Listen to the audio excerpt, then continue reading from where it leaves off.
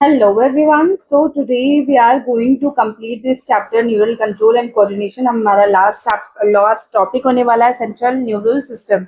अभी तक हम पूरा चैप्टर कंप्लीट कर चुके हैं। आपने अगर वीडियो नहीं देखा है तो you can check it out and thank you so much for giving such a good response on my videos. Okay, तो keep supporting and keep liking, comment करते रहिए और सपोर्ट जरूर जरूर जरूर कीजिए। ठीक है, तो without getting delay let's get started. तो अभी तक हमने क्या क्या कर लिया है? हमने कर लिया है neural system, human neural system, उसके टाइप्स कर लिए हमने। ओके, और generation and conduction nerve impulse का कैसे होता है, बहुत इजी वे में मैंने आपको करवाया है लास्ट वीडियोस में। और आपने अगर एनसीईआरटी बुक नहीं ओपन की है तो ओपन कर लीजिए, मैंने अपने सामने रखी हुई है एनसीईआरटी बुक। फिर उसके बाद हमने ट्रांसमिशन ऑफ इम्पल्स किया था, इम्पल्सिस किया था, इसमें साइनेप्टिक क्लेफ्ट और वो सब सब कुछ पढ़ा था हमने। अब हम सेंट्रल न्यूरल सिस्टम करते हैं जिसमें ब्रेन, हम समझते हैं ब्रेन है क्या। तो ब्रेन क्या है? सेंट्रली लोकेटेड है और बिल्कुल एक मेन सेंटर है इंफॉर्मेशन प्रोसेसिंग का। इंफॉर्मेशन प्रोसेसिंग ऑर्गन का सबसे मेन सेंटर है और ये कमांड एंड कंट्रोल सिस्टम है, राइट। तो ये क्या करता है? कमांड एंड कंट्रोल, जैसे एक कमांडिंग ऑफिसर होता है, जैसे कमांड करता है और कंट्रोल करता है, ये काम ऐसे होना चाहिए, वो काम ऐसे होना चाहिए, ठीक है, इसको प्रॉपर तरीके से करो, और सारा काम बहुत इफेक्टिवली करवाता है। तो वही काम जो हमारे ब्रेन का होता है, ये क्या क्या एक्टिविटीज कंट्रोल करता है वो हम देखते हैं। वो है वॉलंटरी मूवमेंट, जो वो मूवमेंट जो हमारे कंट्रोल में होता है उनको वॉलंटरी मूवमेंट कहते हैं। फिर है बैलेंस ऑफ द बॉडी, जो बॉडी का बैलेंस है, अगर हम खड़े हैं तो वो मेंटेन्ड हो, हम बैठे हैं तो वो बैलेंस हमारा बॉडी, हम चल रहे हैं या कहीं रनिंग कर रहे हैं तो वो बैलेंस ऑफ द बॉडी को मेंटेन करना किसका काम है? ब्रेन का काम है, वो कंट्रोल करता है वो उसको।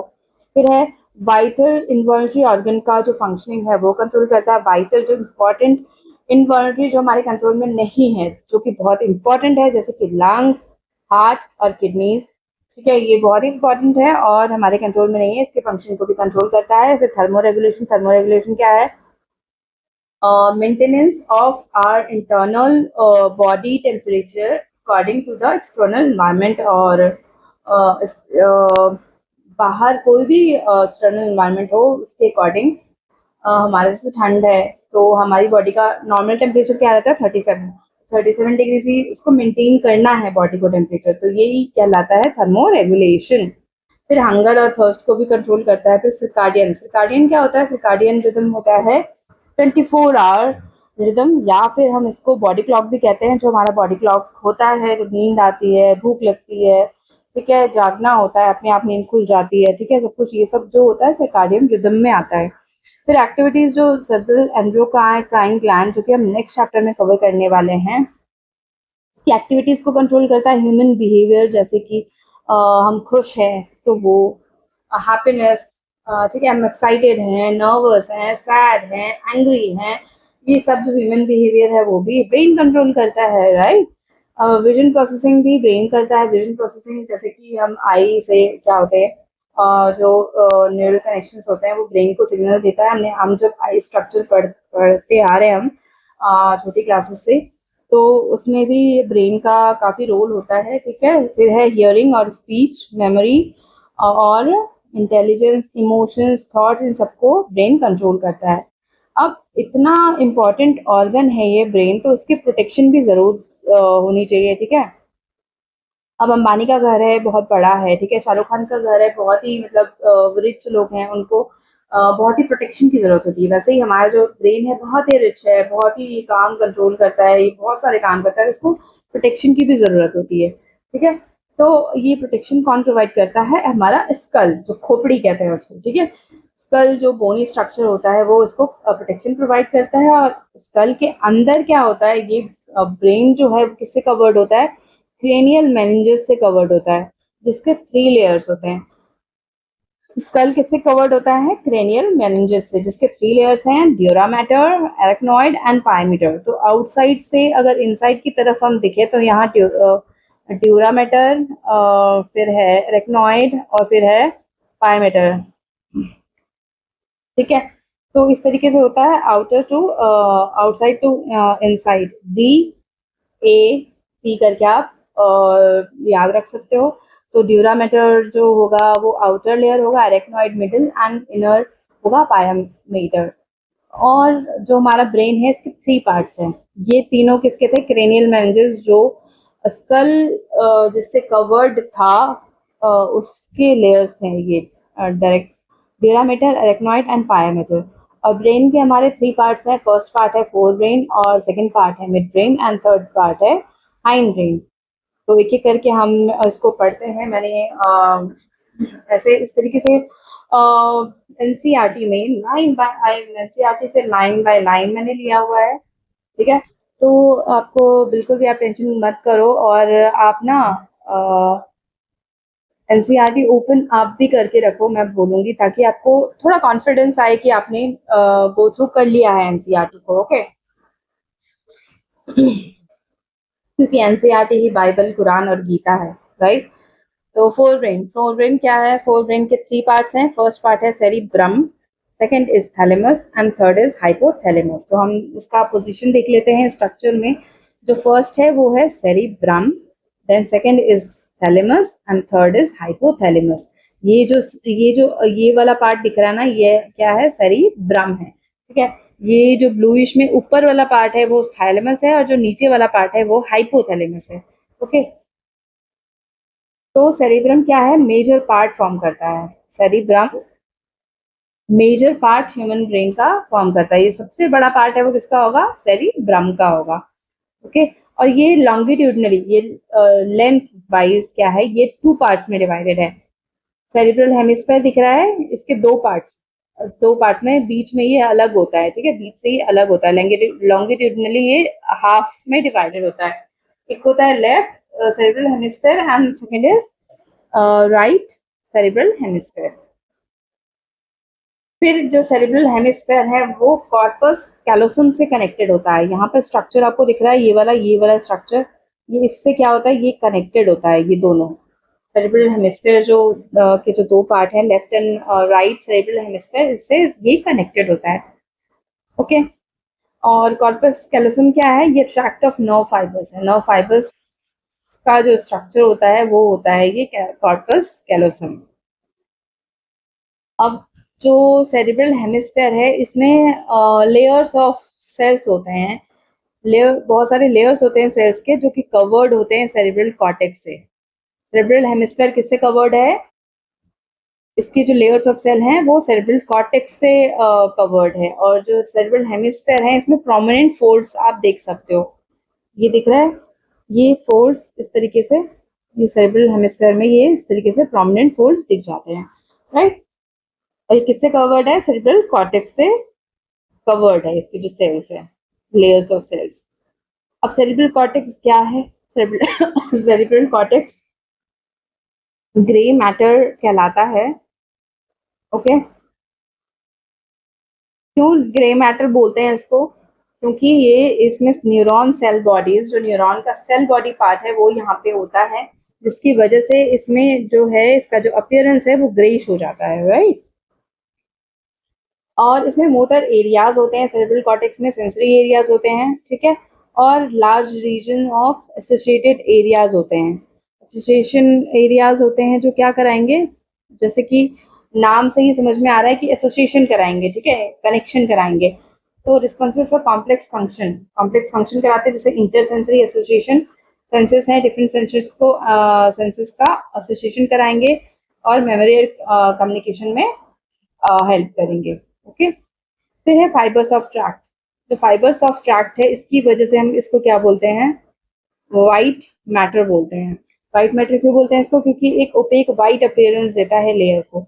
अब जो फाइबर ऑफ ट्रैक्ट है ये माइलिन शीट से कवर्ड होता है। माइलिन शीट हमने न्यूरॉन के स्ट्रक्चर में पढ़ा था, ठीक है। जैसे ये एक्सॉन है और इसमें स्क्वान सेल्स, ये एक्सॉन है, इसमें स्क्वान सेल्स होते हैं और ये अपने अराउंड एक माइलिन शीट बना लेता है, ठीक है। तो इसी को बोलते हैं माइलिन शीट। तो हमने पढ़ा था कि ब्रेन में प्रेजेंट होता है। तो फाइबर ऑफ ट्रैक्ट जो है माइलिन शीट से कवर्ड होता है, जो कि क्या करता है? इनर पार्ट जो है सेरेब्रल हेमिस्फेयर का वो कॉन्स्टिट्यूट करता है, वो फॉर्म करता है। ठीक है, अब है फोर ब्रेन का सेकंड पार्ट, वो थैलेमस, ये वाला अपर पार्ट जो है ये थैलेमस है। अब थैलेमस के चारों तरफ क्या होते हैं, सेरिब्रम प्रेजेंट होता है, सेरिब्रम रैप होता है अराउंड थैलेमस। और जो थैलेमस है वो मेजर कोऑर्डिनेटिंग सेंटर होता है, किसका, सेंसरी और मोटर सिग्नलिंग का कोऑर्डिनेटिंग सेंटर है क्या, थैलेमस। थैलेमस क्या है, थैलेमस कोऑर्डिनेटिंग सेंटर है इसका, सेंसरी और मोटर सिग्नलिंग का। फिर है third part hypothalamus. Hypothalamus lies at the base of the thalamus. देखा था ना हमने स्ट्रक्चर में कि ये थैलेमस है, इसके नीचे वाला पार्ट जो है वो हाइपोथैलेमस है। ओके, और इसमें बहुत सारे नंबर ऑफ सेंटर्स प्रेजेंट होते हैं जो कि क्या कंट्रोल करते हैं, हमारा बॉडी टेम्परेचर कंट्रोल करते हैं, और जो भूख और प्यास लगती है उसके अर्ज को, जैसे होती है ना, जब भूख लगती है तो हमारी अर्ज होती है कुछ खाने की या कभी कभी प्यास लगने की अर्ज होती है, ठीक है, ड्रिंक पानी पीने की या कुछ पीने की अर्ज होती है, उसको भी कौन कंट्रोल करता है, हाइपोथैलेमस। अब इसमें बहुत सारे न्यूरो सेक्रेटरी सेल्स प्रेजेंट होते हैं। न्यूरो सेक्रेटरी सेल्स किसमें प्रेजेंट होते हैं, हाइपोथैलेमस में, और ये हमारे लिए नेक्स्ट चैप्टर के लिए बहुत इंपॉर्टेंट है। तो ये आप ध्यान रखना कि न्यूरो सेक्रेटरी सेल्स कहाँ से कौन कंटेन करता है, हाइपोथैलेमस, जो कि सिक्रीट करते हैं हाइपोथैलेमिक हार्मोन्स सिक्रीट करते हैं। ओके, इसको हम डिटेल में नेक्स्ट चैप्टर में पढ़ेंगे। अब है लिम्बिक लोब और लिम्बिक सिस्टम। ये क्या भला है, भला, तो ये कॉम्प्लेक्स स्ट्रक्चर है जो कौन फॉर्म करता है, inner part of cerebral hemisphere. ठीक है, जो सेरेब्रल हेमिस्फेयर हमने पढ़ा था उसका इनर पार्ट होगा वो, और एसोसिएटेड डीप स्ट्रक्चर जो कि एमिगडेला और हिप्पोकैम्पस है जो कि ब्रेन के बैक साइड में प्रेजेंट होते हैं, और हाइपोथैलेमस, ये सारे स्ट्रक्चर कंबाइन करके क्या बनाते हैं, लिम्बिक सिस्टम या लिम्बिक लोब बनाते हैं। और इसका काम क्या होता है, ये रेगुलेशन कराते हैं, किसका रेगुलेशन कराते हैं, सेक्सुअल बिहेवियर का, एक्सप्रेशन ऑफ इमोशनल रिएक्शंस, जैसे कौन कौन से, जैसे एक्साइटमेंट, ठीक है, एक्साइटमेंट हो गए आप एक्साइटेड हो गए तो आपका एक्सप्रेशन आप शो करोगे, ठीक है, इमोशनल रिएक्शंस के एक्सप्रेशन शो करोगे कि जब प्लेजर आएगा या रेज गुस्सा आएगा तो, या डर लगेगा तो आपका ये एक्सप्रेशन करवाता है लिम्बिक लोब, और मोटिवेशन भी कराता है जिसकी आपको हमेशा जरूरत होती है पढ़ने के लिए, राइट राइट। फिर है मिड ब्रेन। अब मिड ब्रेन क्या था, ब्रेन का सेकंड पार्ट था, राइट। हम स्ट्रक्चर में पहले देख लेते हैं कि मिड ब्रेन है कहाँ पे। तो ये जो थैलेमस या हाइपोथैलेमस दिख रहा है और पॉन्स दिख रहा है, इन दोनों के बीच का स्ट्रक्चर जो है वो मिड ब्रेन कहलाता है। इन दोनों के, हाइपोथैलेमस या थैलेमस कह लो, ठीक है, या फिर पॉन्स, इन दोनों के बीच का स्ट्रक्चर मिड ब्रेन, ठीक है, located between thalamus hypothalamus of forebrain and pons. Pons किसका पार्ट है, हाइंडब्रेन का पार्ट है। अब है सेरेब्रल एडेक्वेट। सेरेब्रल एडेक्वेट क्या है, एक कैनाल है, एक रास्ता है that passes through the mid brain. अब हम देखते हैं एडेक्वेट, सेरेब्रल एडेक्वेट कहाँ पे प्रेजेंट है, ये दिख रहा है आपको कैनाल, यही है सेरेब्रल एडेक्वेट। ये किसके थ्रू पास हो रहा है, ये पास हो रहा है मिड ब्रेन के थ्रू, ठीक है। फिर है जो डोर्सल पार्ट, पीछे की side, dorsal means back side, ठीक है, डी इस शेप में होता है ना, इसका बैक निकला होता है, इसलिए हम इसको ऐसे इस तरीके से आप याद रख सकते हो। डोर्सल डोर्सल पोर्शन जो है वो बैक साइड ऑफ द किसी भी चीज का होता है, डोर्सल पोर्शन बैक साइड होता है। उसमें 4 राउंड स्वेलिंग्स होती हैं या लोब्स कह लो आप, वो उसको क्या बोलते हैं, कॉर्पोरा क्वाड्रिजेमिना। फिर है hind brain. Okay, hind brain के 3 पार्ट्स हैं, pons, cerebellum and third is medulla, ठीक है। डबल एल वाले किस में आएंगे, हाइंड ब्रेन में आएंगे, ठीक है। कभी कभी कंफ्यूजन हो जाती है सेरिब्रम एंड सेरिबेलम में, तो double L is H, hind brain में आएगा, ठीक है। अब हम स्ट्रक्चर देख लेते हैं फिगर में। हाइंड ब्रेन है ये पॉन्स है, ये इस तरीके का जो स्ट्रक्चर है वो पॉन्स है, और ये जो इस तरीके से कॉन्वोल्यूटेड दिख रहा है ना, ये वाला इस मुड़ा हुआ सा जो लीफ लाइक स्ट्रक्चर दिख रहा है आपको, उसको बोलते हैं सेरिबेलम। एंड जो इस तरीके से पार्ट निकल रहा है इसको बोलते हैं हम मेडुला, जो कि क्या करता है, ब्रेन को स्पाइनल कॉर्ड से कनेक्ट करता है, ठीक है। कौन? मेडुला। ओके, ये medulla last part of the brain है, हाइंड ब्रेन है। तो ये क्या करेगा, कहाँ ओपन होगा? स्पाइनल कॉर्ड में ओपन होगा। कनेक्ट मेडुला जो है कनेक्टेड टू स्पाइनल कॉर्ड है। फिर सेंटर कंट्रोल सेंटर होता है यहाँ पे, जो क्या कंट्रोल करते हैं, ये बहुत ही इंपॉर्टेंट है from the examination point of view. Respiration, cardiovascular reflexes जो कि हार्ट से रिलेटेड होते हैं रिफ्लेक्सेस, वो और गैस्ट्रिक सिक्रेशंस कौन कराता है? ये मेडुला में सेंटर्स प्रेजेंट होते हैं, जिसको मेडुला को मेडुला ऑब्लोंगेटा भी बोलते हैं, ठीक है। अब है ब्रेन स्टेम। ब्रेन स्टेम क्या है? मिड ब्रेन, ठीक है। मिड ब्रेन अपना है, और ये हाइंड ब्रेन के दो पार्ट्स, पॉन्स और मेडुला, सेरिबेलम नहीं है। ब्रेन स्टेम का पार्ट कौन कौन सा है? Mid brain, pons and medulla. और ये क्या क्या करता है, इसका काम क्या है? ब्रेन स्टेम बोलते हैं इसको, किसको? Mid brain, pons and medulla को। और ये कनेक्शंस फॉर्म करता है ब्रेन और स्पाइनल कॉर्ड के बीच में। तो दैट्स इट बच्चों। तो हमारा ये चैप्टर ओवर हो गया है from the NCERT point of view. तो एनसीईआरटी बुक से हमारा ये चैप्टर फिनिश हो गया है। Okay, hope you like this video. Give please give like to और give support to our videos, ताकि हम और मोटिवेटेड फील करें, ठीक है, to make better videos. Okay, thank you so much.